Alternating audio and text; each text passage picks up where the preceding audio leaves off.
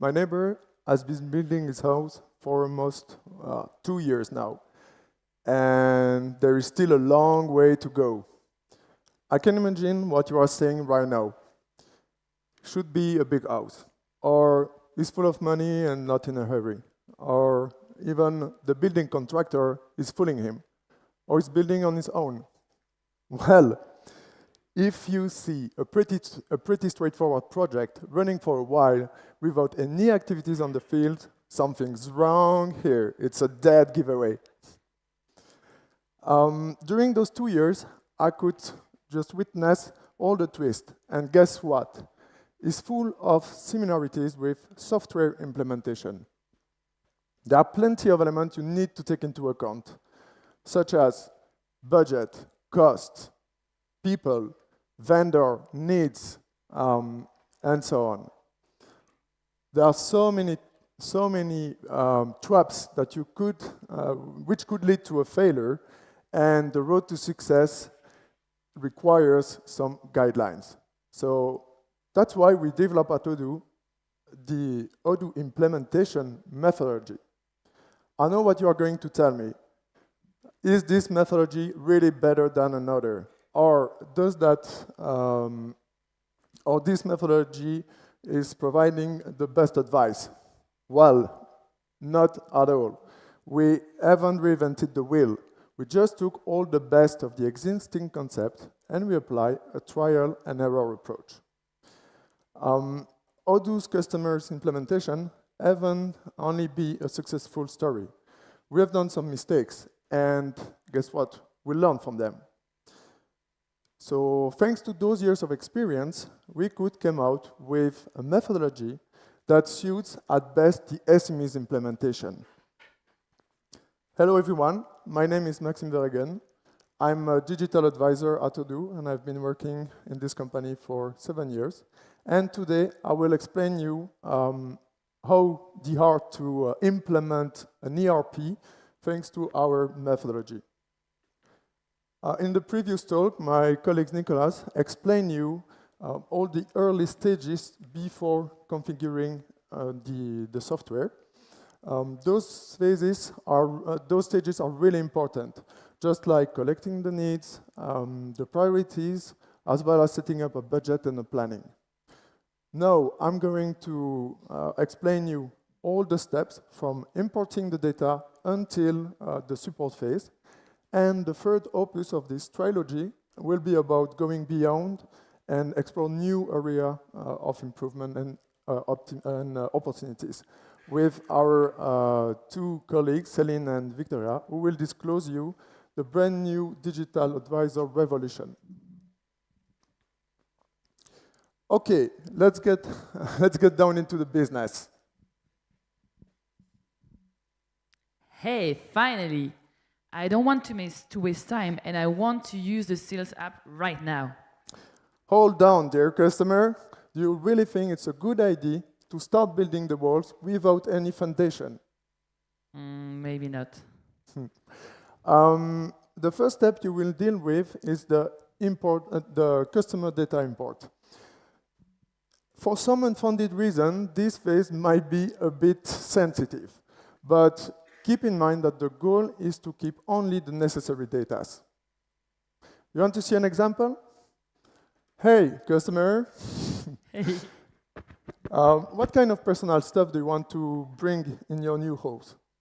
Well, I want to move everything, of course. Okay. What's your hobby? My hobby? Well, I like gardening, actually. I even subscribed to this gardening magazine a decade ago. And how often do you check your 10 years old magazine? Well, they are in my garage, so almost never. Wow.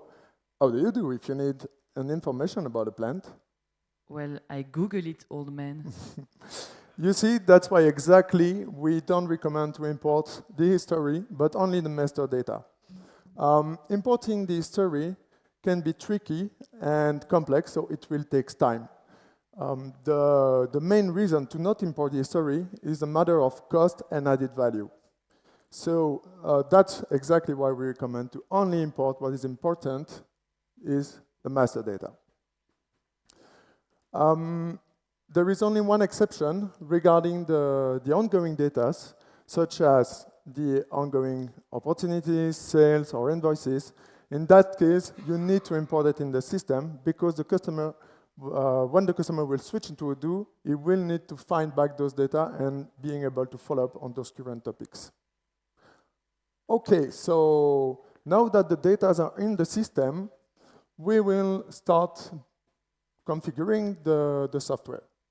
For this, what we advise is first to set up a minimum viable product, the MVP. The goal here is to apply the same principle as for the data. Keep only what's unavoidable. To help you, you can ask yourself this question. If my customer needs to switch into Odoo by the end of the day, what should be put in place to keep the business running?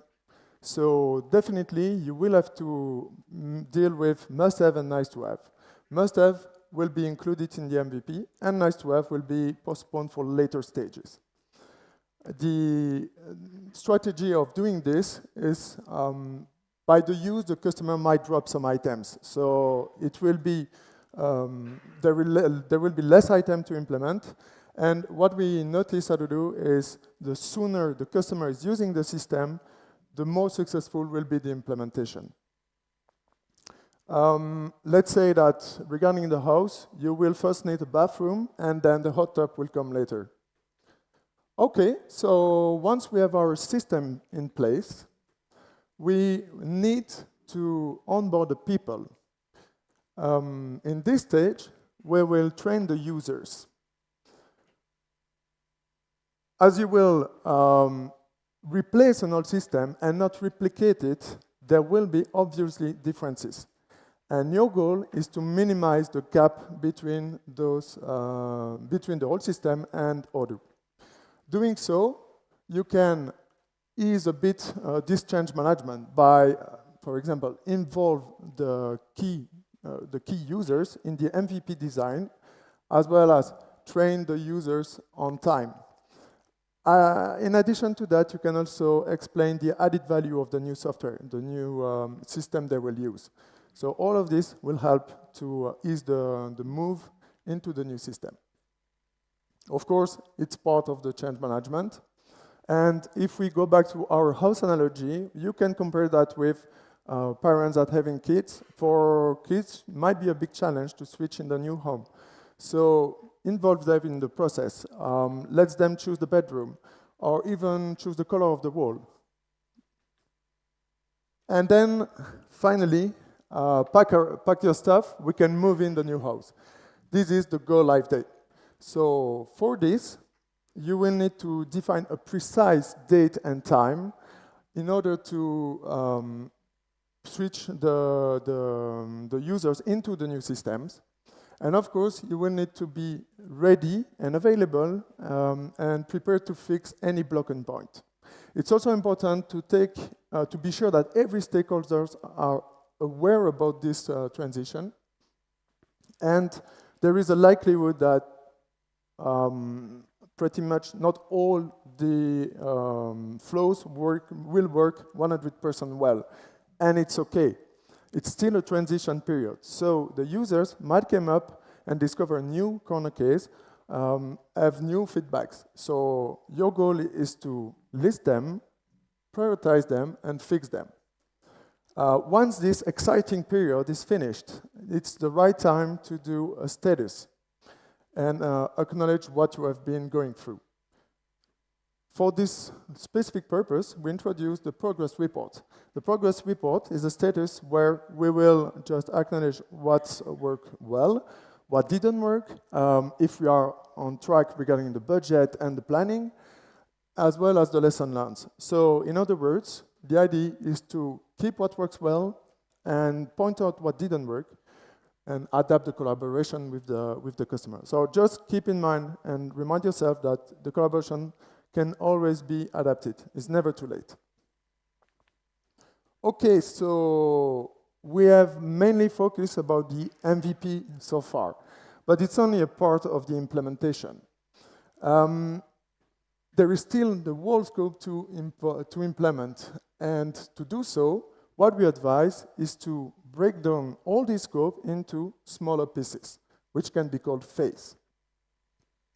For each phase, you will have to limit the content and order by priorities and maybe emergencies. So what should be included in a phase? How can you build a specific phase? The goal here is to limit the content to something logical, such as a customer typical journey or a business workflow, or even an app. And once you have all this content that is defined, you can go over the different phases following the order you set up with the customer. Okay, once those content have been built, how do you address a phase exactly? What are the steps you are starting with? First thing is, after the kickoff, you have collected all the information and you are supposed to be ready to give a demo. So that will be your first task. You will give a demo quite close to the final environment, but still in a test database. This one is really important. And after that, the client is going to test what you showcased and provide you some feedbacks and issues it's facing. There, you need to, again, fix and adapt your configuration based on what you received. But sometimes, for some items, you might need to challenge the need. So here, let's say the goal is the same, but it's just a matter of change management. So it's a new way, a new habit for customer to use the system. So it's not really something you need to fix. It's just a matter of explaining, oh, they can use it. Then once everything is agreed, you can push your latest version of configuration into the final environment, so the production database. That's why it's really important to work in parallel with a production database and test database, validate everything in the test, and push in the production database after. And so once you have done those 4 steps, you can start following with the new phases and repeat this cycle again. So now that we have done our phases and created all the cycle, we know that we will keep going this process and loop until the last phase. Once the last phase is reached, we can say that the implementation is reaching the end. So the time here is to close the project and push it to support. What does that mean, being on support? It means that you have finished all the configuration of the new system. System is ready, but the interaction you will have with your customer will be mainly for support reason or maintenance. And that will close our entire cycle of implementing a software. Now it's the time to celebrate this with your customer and enjoy what you have achieved. Thank you very much. I hope it would have done a better effect, but whatever. No, thank you very much. I hope you like this talk. If you want, there is still the last topic that will come just right after, about the digital advisor, new revolution. Let's see if you have some questions. Yeah, right, sorry.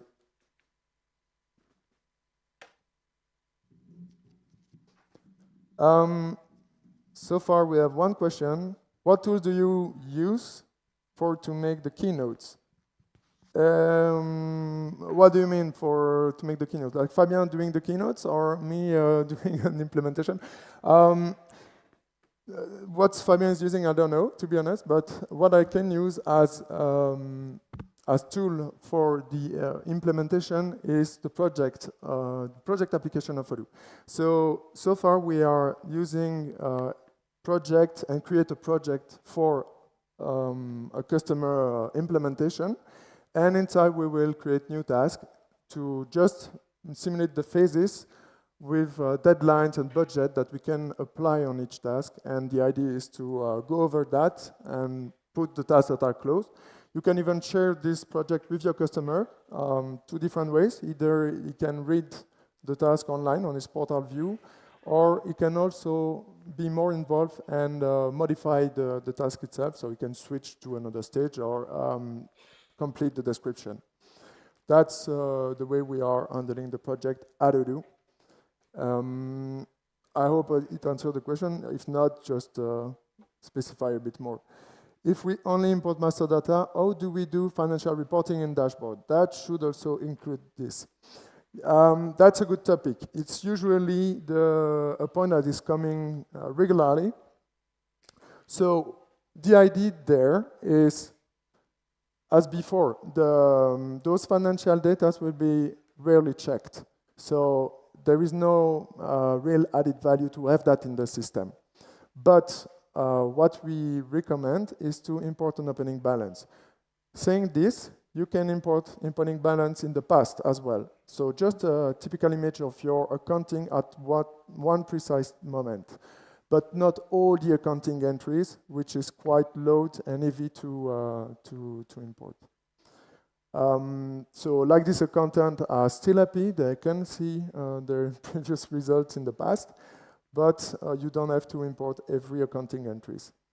If I can just go deeper on that topic, accounting entries is not just importing a simple line. It's also importing the matching. Let's say you have credit notes, so it becomes much more complex to import. And again, as Richard mentioned in the introduction, the complexity doesn't worth the time spent, so the cost. Okay, what's the difference between phase and MVP? It looks the same.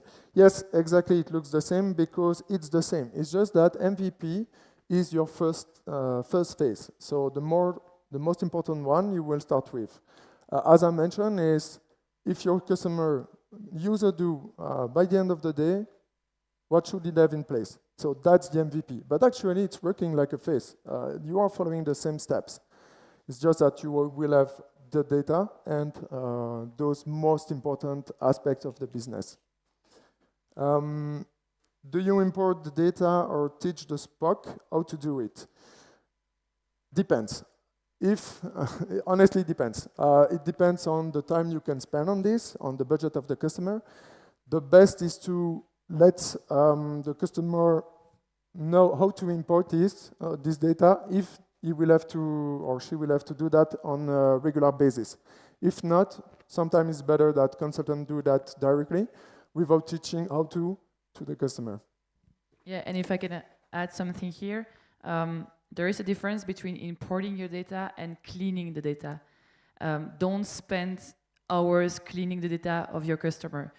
Ask your customer to have his data cleaned before. That's super important because sometimes we enter a loop here where we clean the data, then send it back, then the customer says, it's not clean yet, so you clean it and you lose hours. So have clean data. Another interesting question is about when do you decide to sell an ROI, so return on investment, or a gap analysis prior to going to quick start? Well, that's a bit the sales job. So the sales is already qualifying a bit the customer business and trying to see a bit how we can configure that in Odoo, but on a high level purpose. So it's supposed to already filter if this project can be handled in a quick start or through a gap analysis. But mainly what will be the difference is the complexity of the project.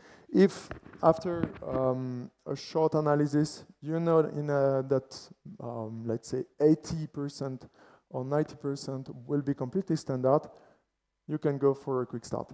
Otherwise, if it requires much more time to do the analysis and be sure to understand every needs, I would suggest to go for a gap analysis, so an ROI. Who's in charge of the support, maintenance at Odoo once the project is over? In for this, the consultant assigned to the project remains in charge of the and responsible of that project, even if it's in the support phase. The only difference about who will interact with the customer is what is the issue about. If is it something like a bug in the database, mainly the support will handle that. Otherwise, it will be the consultant if is it about an issue with a previous configuration setup or something the customer would like to adapt in the configuration. So and that's why it's important to have good documentation, because imagine if the consultant that was working on the project is not there anymore, unfortunately, we need to have good documentation. Okay. What would be the difference in implementation for bigger project, like Fabien presented in the morning? Diff analysis and estimation. Yeah, so for bigger project, let's say large project and quick start, so that's a bit those two opposition. The idea is you will spend much more time on a large project analysis. So you will meet every key users, discuss about every angle, dedicate more time, and so you will list all the items that needs to be in the implementation. Plus, for each item, you will check a bit if it's standard or not, if a solution is standard exists. If not, you will do, you will see if customization can help. If not, and latest option is doing development. So at the end, they will come up with a more precise estimation, let's say, because the analysis is much deeper in advance before starting the project. So you will know more or less at a rough number what will be the cost of the exact cost of the implementation, which is completely detailed in this ROI. So it will intake the time of development, the time to spend for every solutions that you need to design in standard, plus training, calls, and so on.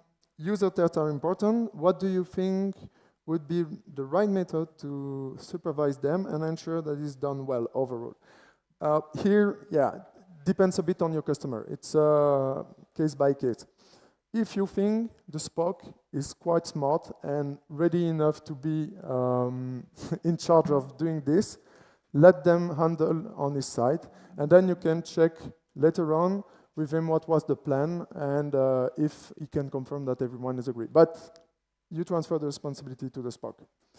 If the Spock doesn't feel comfortable to do that, then you can collaborate with him and or her and organize the training session with the Spock, or you do that only on your own. It depends a bit about what the Spock is ready to do, and also the cost is ready to spend for this.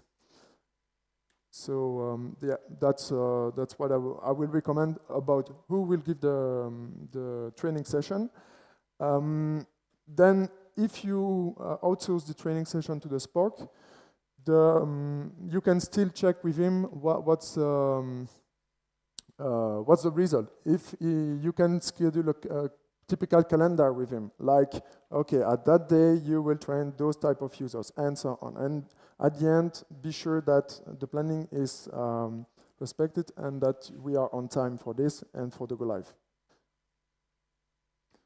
How granular I should go with task descriptions so that client understand what is being done with each task documentation. Yeah, the idea about documentation is to write what's the business flow, basically. So you describe the business flow in the task. Then you can also mention the solution you decided.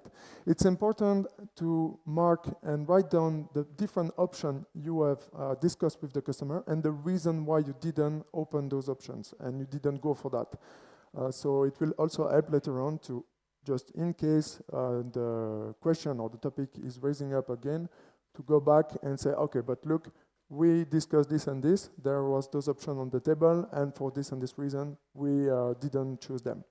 So that's what I would document, as well as PM aspects, such as why we are late in the planning, or why we are earlier, what do you acknowledge in the progress report? Actually, it's also a good way to document those PM aspects. Maybe one last question. Is your presentation available? If yes, where to take it? I guess on the Odoo website. Otherwise, you can just send me an email. I will be But I happy think it to was send it. recorded live. No? It's also recorded in live, but Yeah. if you are talking about the PowerPoint, feel free to reach me, max@odoo.com. I will send you the PowerPoint. Okay, thank you everyone. I will have to let the floor to my colleagues that will explain you the digital advisor.